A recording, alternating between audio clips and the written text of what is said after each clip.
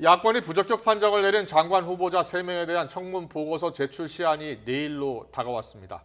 오늘 저녁 열리는 당정청 회의에서 이 문제가 논의될 것으로 보이는데요. 송영길 당대표가 취임 후 처음 참석하는 회의인 만큼 어떤 결론이 도출될지 주목됩니다. 오늘 여권에서는 박용진 의원이 대선 출마를 선언하는 등 대선 주자들의 본격적인 움직임이 시작됐고요. 국민의힘에서는 당권 경쟁이 본격화하고 있습니다. 국회 취재기자 연결합니다. 이경국 기자. 네, 국회입니다. 네, 장관 후보자들의 거취를 두고 여당의 고심이 깊어지고 있는데요. 오늘 고위당정청 협의회에서 이 내용이 논의된다고요? 네, 그렇습니다. 국회는 지금 인사청문 전국이 이어지고 있는 상황입니다. 청문회 이후 야당이 임혜숙, 박준영, 노형욱 장관 후보자를 상대로 부적격 판단을 내리면서 여당의 고심이 깊어지고 있는 상황인데요.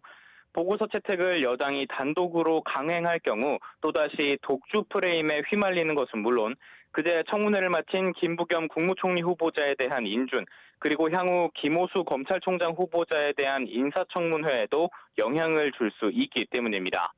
국회는 내일까지 새 장관 후보자의 청문 보고서를 대통령에게 보내야 하는데요. 시한이 하루 앞으로 다가온 가운데 오늘 오후 6시쯤 고위 당정청 협의가 진행됩니다. 현재 민주당 내에서는 새 후보자에게 결정적인 하자는 없다는 입장과 일부 후보자의 낙마가 불가피하다는 주장이 맞서고 있는 상황인데요. 오늘 고위 당정청 협의에서는 이런 다양한 의견들이 공유된 뒤 대응 방안 등이 논의될 가능성이 있습니다. 민주당이 오늘 고위 당정청 회의를 전후로 비공개 최고위원회의, 지도부 회의를 열 가능성도 있는데요. 만약 오늘 방향이 정리되지 않는다면 내일 있을 민주당 의원총회에서 다시 경론이 이어질 것으로 보입니다. 국민의힘은 연일 압박 수위를 높이고 있습니다. 오늘도 논평을 통해 장관 후보자들에 대한 지명 철회만이 국민의 마음을 되돌릴 길이라고 강조했고요. 김부겸 국무총리 후보자 가족의 라인펀드 특혜 의혹을 재차 지적하며 자격이 없는 후보자라고 질타하기도 했습니다. 네, 또 민주당에서는 대권 경쟁이, 국민의힘에서는 당권 경쟁이 본격화하고 있다고요. 네, 먼저 오늘 오전 민주당 박용진 의원이 국회 잔디광장에서 기자회견을 열고 대통령 선거 출마를 선언했습니다. 여야 대권 주자를 통틀어 처음으로 나온 공식 선언인데요. 재선 출신인 박 의원은 지난 20대 국회에서 유치원 3법 처리를 주도했고 재벌 개혁을 꾸준히 강조해서 이른바 삼성 저격수로 불리기도 했습니다. 박 의원은 오늘 기자회견을 통해 정치의 세대 교체를 거듭 강조했는데요. 직접 들어보겠습니다.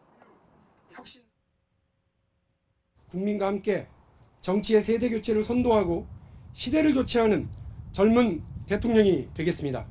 국민들께서는 그래서 너무나 간절하게 우리 정치에 변화가 생기기를 바라고 계십니다.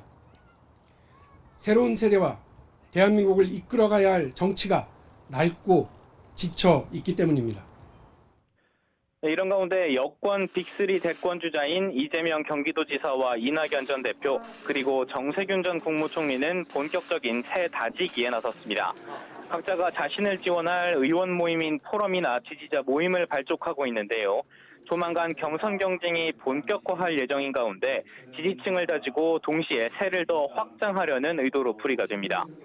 전당대회를 한 달여 앞둔 국민의힘에서는 당권 경쟁이 본격화하고 있습니다. 내일 오후 유력 주자로 꼽히는 국민의힘 주호영 전 원내대표가 국회에서 기자회견을 열고 당대표 선거 출사표를 던집니다.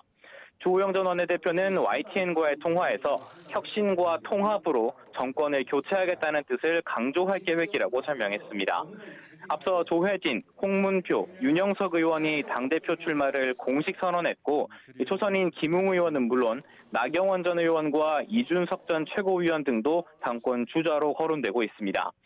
당권 경쟁이 더 치열해질 전망인 가운데 국민의힘 전당대회 준비위원회는 내일 두 번째 회의를 열고 경선 일정 등 구체적인 준비 사항들을 점검할 예정입니다. 지금까지 국회에서 전해드렸습니다.